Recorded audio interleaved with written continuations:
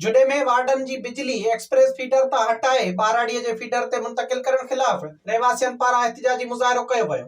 जुडो जे ward number 9, 10 ऐं 11 जी बिजली express feeder ता हटाए बाराड़ी जे फीडर ते मुंतकिल करण खिलाफ शहरियन एडवोकेट मुमताज खोसो, देशी न्याज खोसो, अयाज मजीद रायमू ऐं ॿियनि जी अॻवानी में स्टेशन रोड जुडो खां रैली कढी मीडिया सेंटर जुडो अॻियां एहतिजाजी मुज़ाहिरो कयो वियो। उन मौके ते अॻवाननि मीडिया सां ॻाल्हाईंदे चयो त टिनि वार्डन जी बिजली एक्सप्रेस फीडर तां हटाए बाराड़ी जे फीडर ते मुंतकिल कई वई आहे, जंहिं करे बिजली न हुजण जे बराबर आहे। जेको असां 9, 10, 11 वार्ड सां हमेशा तरक्याती कमनि जे हवाले सां, लाइट जे हवाले सां, ड्रेनेज जे हवाले सां, पाणी जे नालियुनि जी निकासी जे हवाले सां जेको हमेशा ज़्यादती थिए थी, उन हवाले सां असां वरी बि उन्हनि खे ॿुधाइण था चाहियूं त महिरबानी करे असांजा हक़ असांखे ॾिना वञनि ऐं महिरबानी करे जेको ही लाइट जी असां सां हींअर स्पॉट ते हींअर इन्हनि असां सां ही कई आहे, 24 कलाक उनखे गुज़री विया आहिनि। वापडा वारनि खे असां फ़िलहाल असां अपील था कयूं त महिरबानी करे असांजी लाइट वापसि असांखे एक्सप्रेस नौकोट ते असांखे वापसि चालू करे ॾिनी वञे, न त पोइ हीउ एहतिजाज जो दायरो बि वधंदो। एहतिजाज आहे राशि SDO वापडा जेका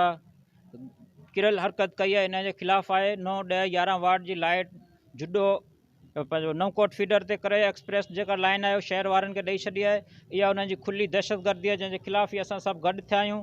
असां उन ते वाज़े था कयूं राशि ऑफिसर ते त इहो फौरी तौर ते जेका लाइट असांजी हली पई उहो लाइट बहाल करे, न त एहतिजाज जो दायरो वधाईंदासूं। असांजे हितां मुंतखब MNA साहब खे गुज़ारिश था कयूं त हेस्को अमलदारनि जे ख़िलाफ़ क़ौमी असेंबली में क्वेश्चन पुटअप करे त अहिड़ियूं ज़्यादतियूं इन्हनि जूं बंदि करायूं वञनि। अॼु जेको असीं हिते गॾु थिया आहियूं वार्ड नंबर 9, 10, 11 जी आवाम जंहिंसां वापडा हेस्को वारनि सरासर ज़्यादती कई आहे।